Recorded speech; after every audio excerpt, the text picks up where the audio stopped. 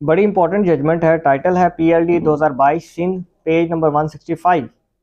अब ये किस लिहाज से इंपॉर्टेंट है कि एक शख्स जो टापेदार होता है, रेवेन्यू रिकॉर्ड की के टेकिंग पर मामूर होता है, सिविल कोर्ट का जज उसको हुक्म देता है कि जनाब रेलिवेंट रिकॉर्ड जो है कोर्ट के अंदर फलां तारीख को पेश करो ताकि मैं फ़ाइल का मुआयना कर सकूं और जिस फैसले पर मैंने पहुंचना मैं पहुंच सकूं, क्योंकि लिटिगेशन पेंडिंग होती है इस जज के पास दो फ्रीकैन की कोर्ट के अंदर।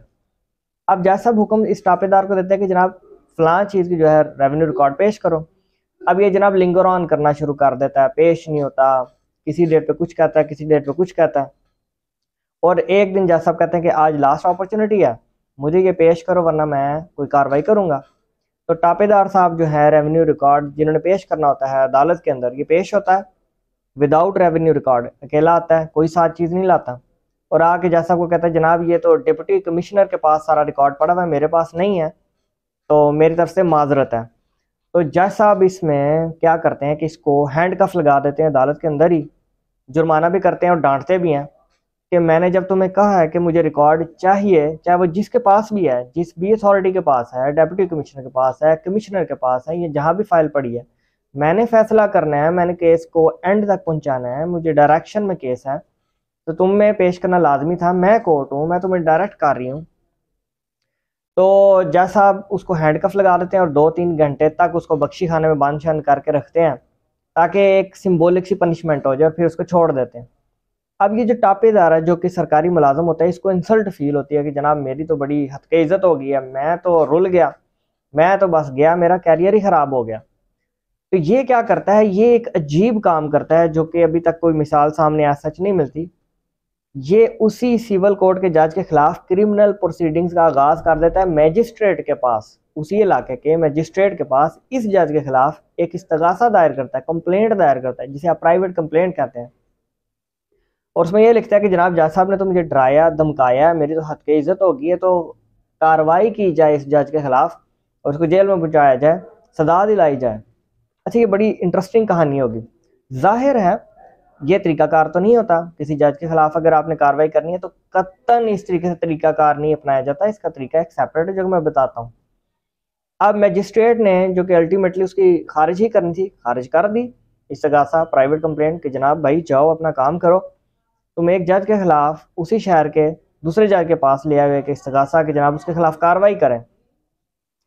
इसका जो ये खारिज शुदा फैसला होता है तो ये ऊपर चला जाता है हाई कोर्ट में। इस कदर वो क्यूरियस है और इतना वो जज्बाती है, तो हाई कोर्ट में चला जाता है कि जनाब मेरे साथ तो ज्यादती हुई है, मेरी खारिज नहीं थी, कंप्लेंट होनी चाहिए। अब हाई कोर्ट के जज ने यहाँ पे बड़ा इंटरेस्टिंग फैसला दिया और बड़ी तफसील से बताया कि क्या रेमेडी मिल सकती थी और क्यों नहीं ये वाली मिल सकती। जज साहबान ने बताया कि जुडिशल ऑफिसर प्रोटेक्शन एक्ट है एक, और गालबन 1950s का ये बनाया गया हुआ है। उसके तहत किसी भी जुडिशल ऑफिसर यानी जजेस, मैजिस्ट्रेट्स, इनको अपने फैसलों के लिए इम्यूनिटी हासिल है, यानी इस्तिस्ना हासिल है। अगर कोई जज फैसला देता है, गलत दे सही दे, आपको उससे नाराजगी है, अगर आप कहते हैं कि जनाब जज ने फैसला गलत दिया, ये बनता नहीं था, तो आप उसके खिलाफ अपील कर सकते हैं, जो कि एक टाइम लिमिट दिया हुआ है कानून ने। आप उसके खिलाफ रिवीजन कर सकते हैं, रिव्यू फाइल कर सकते हैं, there are many remedies available. तो जैसा बनना कहा कि जुडिशल ऑफिसर्स को इम्यूनिटी हासिल है, आप उनके खिलाफ डायरेक्टली उनको नॉमिनेट करते हुए उनके खिलाफ कोई कार्रवाई नहीं कर सकते।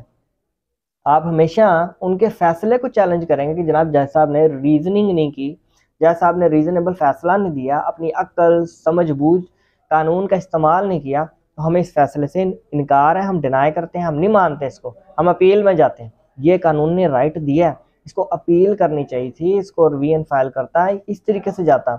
और वैसे भी अगर आपने किसी जज को डायरेक्टली अक्यूज करना है किसी भी गलत काम के लिए, तो उसके हायर अथॉरिटीज को अप्रोच किया जाता है। जुडिशल काउंसिल बनी हुई है जजेस की, उस तरीके से अप्रोच करने का एक प्रॉपर सिस्टम होता है। फिर जज साहब ने बताया कि पीपीसी का सेक्शन 197 भी प्रोटेक्ट करता है जजेस को कि आप जजेस के खिलाफ कोई कार्रवाई नहीं कर सकते। ये तरीका अख्तियार किया जाना चाहिए था। तो मजीद जज साहबान ने कहा कि जनाब ये शुरू से ही चलता आ रहा है कि आप जज साहिबान को अगर उनके फैसलों के लिए उनके खिलाफ कार्रवाइयाँ शुरू कर दें तो ये जुडिशल सिस्टम चल ही नहीं पाएगा। ये हज़ारों सालों से, जब से काजी सिस्टम है तब से चल रहा है। हाँ, आप उनके फैसलों के खिलाफ अपील और रिवीजन करेंगे, आप उनके खिलाफ कार्रवाई सिर्फ उस सूरत में कर सकते हैं जब बदनीति के ऊपर कोई जज जो है कार्रवाई करें या फैसला दें। और बदनीति को साबित करना is a very difficult task, और ये आप पे बहुत भारी बर्डन है। जज साहबान के फैसलों को यही कंसिडर किया जाता है एक आम ऑब्जर्वेशन में, एक आम अंडरस्टैंडिंग और कॉमन सेंस में, कि भाई द जज जो है न्यूट्रल है, उसको आपसे कोई ज़ाती मफाद या दुश्मनी नहीं है। जो वो फैसला दे रहा है वो अपनी अकल समझ बूझ के मुताबिक दे रहा है। आपको उससे इनकारी, आप अपील और रिवीजन में चले जाएं। अगर हर बंदा इस तरीके से जज के खिलाफ कार्रवाई करेगा तो ये सिस्टम नहीं चल पाएगा। आखिर में जज साहब ने एक इंटरेस्टिंग और बात भी की कि भाई अगर तुम टापेदार हो, सरकारी मुलाजम और रेवेन्यू हायरार्की का एक पिलर हो, कहीं ना कहीं तुम्हारी इंपॉर्टेंस है, तुम्हें डेप्यूटी कमिश्नर को तो कम से कम इतला देनी चाहिए थी, अपनी हायर अथॉरिटीज़ को बताना चाहिए था कि जनाब मैं ये जज साहबान के खिलाफ कार्रवाई करने लगा हूँ, मैं एप्लीकेशन देने लगा हूँ, मुझे इजाज़त दी जाए, मुझे बैकअप दिया जाए, मुझे सपोर्ट किया जाए, ऐसे ऐसे मेरे मामला चल रहे हैं। तो वो भी रिकॉर्ड का तुम हिस्सा बनाते, तुम कैसे गंवारों की तरह डायरेक्टली उठ के आ गए हो। तो जज साहबान ने यहाँ पे ऑर्डर लिखवाया और कहा कि जनाब फौरी तौर पे इस टापेदार का ट्रांसफ़र कर दिया जाए, इसकी डिस्ट्रिक्ट से किसी और डिस्ट्रिक्ट के खिलाफ में कर दिया जाए, क्योंकि ये मिसकंडक्ट का मर्तकब हुआ है। साथ में एक लेटर लिखा डेप्यूटी कमिश्नर को कि जनाब इसके खिलाफ डिपार्टमेंटल प्रोसीडिंग्स का आगाज़ किया जाए कि जनाब ये इसने कैसे एक गलत तरीक़ाकार इख्तियार किया और कोर्ट का टाइम भी ज़ाया किया एक गलत प्रोसीडिंग का आगाज़ करके और हमारा वक्त ज़ाया करके। तो एज अ पनिशमेंट फिर वो डिपार्टमेंटल प्रोसीडिंग्स का आगाज़ भी हुआ, और जज साहब ने कहा कि हमें इंटीमेट भी किया जाए इस पर कि आपने डिपार्टमेंटल प्रोसीडिंग्स की हैं, उसका नतीजा क्या निकाला है, निचोड़ क्या निकाला है। ऐसे ही नहीं कि हमने अगर कह दिया तो आप भी एक रस्मी सी डिपार्टमेंटल प्रोसीडिंग्स कर दें और उसको आगे घर भेज दें, ऐसा नहीं होगा। सो जब भी जज साहबान के खिलाफ अगर आपको कोई नाराज़गी है, उनके ज़ाहिर है उनके ज़ात से तो नहीं होगी, उनके फैसलों से नाराज़गी होगी, तो उनके फैसलों को चैलेंज करें, रिवीजन में जाएं, अपील में जाएं। ये तरीका नहीं है कि उनकी ज़ात को टारगेट किया जाए। Thank you very much.